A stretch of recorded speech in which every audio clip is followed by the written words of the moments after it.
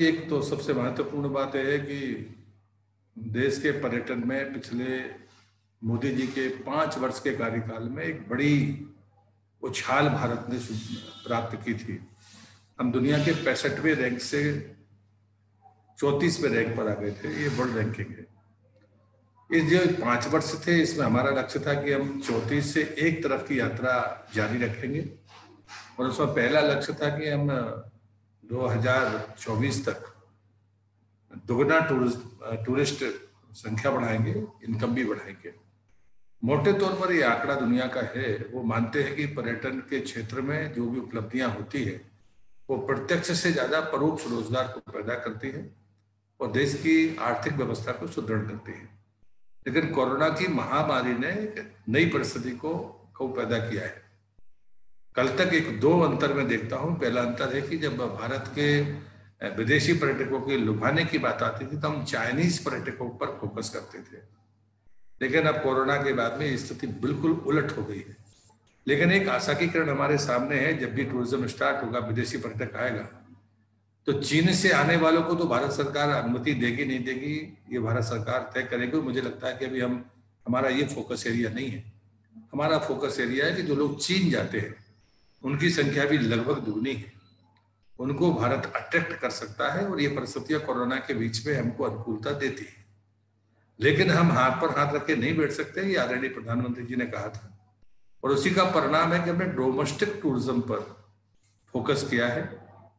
पहले हमारी चुनौती होगी कि जो भी पर्यटक हो वो सुरक्षित हो और हम उसे सुरक्षा की गारंटी दे पाए, और वो भी स्वास्थ्य की सुरक्षा।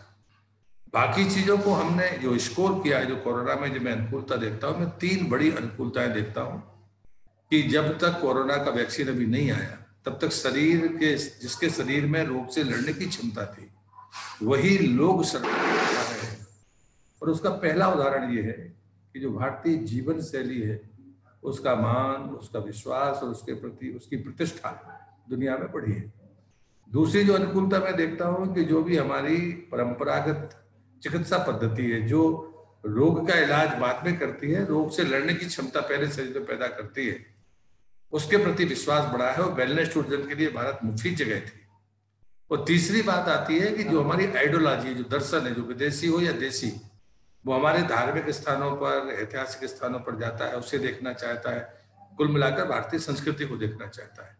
हम हमेशा कहते रहे वसुधैव कुटुंबकम, सारी दुनिया हमारा परिवार है।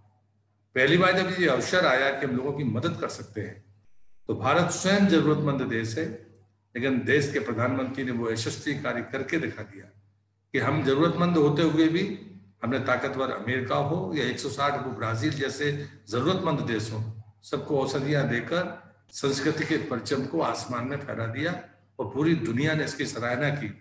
ताकतवर और साधन संपन्न लोग वो किसी की मदद नहीं कर पाए, लेकिन भारत ने की है।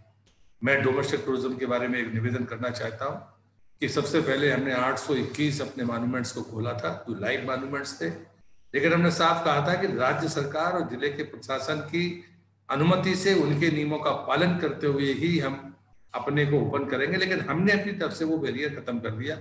उसमें मंदिर, मस्जिद, चर्च, इस प्रकार के मॉन्यूमेंट्स थे। 6 जुलाई को हमने बड़ा फैसला लिया और देश के सारे मॉन्यूमेंट्स को खोला है। शर्त वही है कि रेड जोन है तो राज्य सरकार और डिस्ट्रिक्ट एडमिनिस्ट्रेशन के नियमों का पालन करना पड़ेगा। हमने अपने मॉन्यूमेंट्स को खोलते समय दूसरी शर्त रखी है कि 1/4 से ज्यादा फुटफॉल अभी नहीं होना चाहिए। पहले 100 लोग अगर आते थे तो 25 से ज्यादा को अनुमति नहीं दी जानी चाहिए। हम उनका स्क्रीनिंग करें, हम उनके टेम्परेचर्स को देखें, ये सारी बातों को ध्यान में रखें।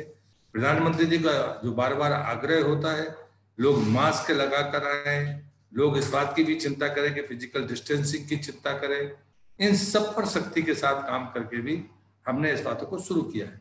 तीसरी बात आती है हमारे स्टेक होल्डर्स की, होटल, टूर एंड ट्रेवल्स। जो हम परिस्थितियां देखते हैं उस परिस्थितियों में लोग समूह के रूप में जाना पसंद शायद कम करेंगे या पब्लिक ट्रांसपोर्ट का उपयोग नहीं कर पाएंगे। ऐसे में लोग ऐसी व्यवस्था का पालन करेंगे। इन परिस्थितियों में भी हमने अपने तमाम स्टेक होल्डर्स को ट्रेनिंग्स दी है। मास्टर ट्रेनर को हमने दी है और मास्टर ट्रेनर से ट्रेनिंग लेने के बाद में होटल्स के ग्रुप अपने आप को खुद तैयार रखे। एक छोटा सा फैसला था, जैसे ताजमहल का मैं उदाहरण दूंगा, वहां पर जो फोटोग्राफर्स थे उनको नए रजिस्ट्रेशन के लिए 25,000 रुपये लगते थे। मैं 4-5 महीने पहले, कोरोना के पहले जब गया था, तब उन्होंने मुझसे कहा था कि एक मुश्त 25,000 देना कठिन, लेकिन हमें मालूम है कि पिछले 4 महीने से कोई रोजगार उन्हें प्राप्त नहीं है। हमने उसको फ्लैट, चाहे पुराने हो चाहे नए हो, हमने 25,000 की घटाकर 5,000 की उसकी शुल्क की है। गाइड्स के कोर्सेज के बारे में भी एक बड़ा कंफ्यूजन था। जो रीजनल गाइड्स थे उनका रिन्यूअल नहीं हुआ था कोर्ट के कारणों से। हमने अभी एक सितंबर में हमारा पहले 5,000 लोगों का, जिनको हमने फैसिलिटर की कहा है, टूरिस्ट फैसिलिटर, वो एक ग्रुप निकलेगा। लेकिन जो हमारे रीजनल गाइड्स हैं उनको भी हमने कहा है कि आप एक सीनियरिटी का फॉर्मेट दीजिए, ताकि हम बेहतर तरीके से भाषाई आधार पर, जानकारी के आधार पर, रीजन के आधार पर उन गाइड्स को एक बार रिकॉर्डेड तरीके से कर सके। जहाँ कमी होगी उसके लिए सरकार भरपाई करने का समय के पहले काम करेगी। विदेशी पर्यटक हमारे देश में आए उसके पहले इन रिक्तताओं को पूरा करने का काम पर्यटन मंत्रालय ने तय किया है। हमने अपनी सूचनाएं वर्चुअल सेमिनार लगातार करके हर घर तक पहुंचाने की कोशिश की है, जो देश के भीतर भी है और देश के बाहर भी है। जो हमारा फोकस एरिया होगा, जो हमारे मॉन्यूमेंट्स के 3D हमारे पास में कंटेंट्स उपलब्ध है, उन सबको वर्चुअल सेमिनार के माध्यम से, वेबिनार के माध्यम से लोगों तक पहुंचाने का काम किया है। इसी में कल्चर मिनिस्ट्री ने भी लगातार वेबिनार के माध्यम से अपने नृत्य का, संगीत का, तमाम कामों को करने का काम किया है, जो पर्यटन के, स्थानीय पर्यटन को लाभ देगा। और तीसरी और अंतिम बात, हमारे यहाँ जो मेले होते हैं, अब वो भीड़ को रोकना होगा। श्रावण का महीना चल रहा है, श्रावण के मेले रोके गए, लेकिन अमरनाथ की यात्रा को गृह मंत्रालय ने अनुमति दी है सीमित संख्या में, जो मैं पहले कह चुका हूँ। ये प्रयोग हम सब का भरोसा बढ़ाएंगे। और मैं अंत में यही प्रार्थना करूंगा, हम सब स्टेक होल्डर हैं, सब मिलकर भारत के उस डोमेस्टिक पर्यटक को, स्थानीय पर्यटक को, या बाद में जब बाहर विदेशी पर्यटक आएगा, उन सबकी सुरक्षा की गारंटी दें, सुरक्षा की चिंता करें। कोरोना महामारी ने पूरी दुनिया की व्यवस्था को बिगाड़ने का काम किया है। भारत उस द्वंद्व में अभी भी अपने आप को थाम कर खड़ा हुआ है। इस घनी आबादी के बावजूद भी हम बेहतर तरीके से वो भरोसा कायम करें। सावधानी ही सबसे बड़ी सुरक्षा है। प्रधानमंत्री जी के इस स्लोगन के साथ, देखो अपना देश, जो हमारा अभियान होगा, उसमें स्वदेशी पर्यटक शामिल होगा, ये ऐसा मेरा विश्वास है।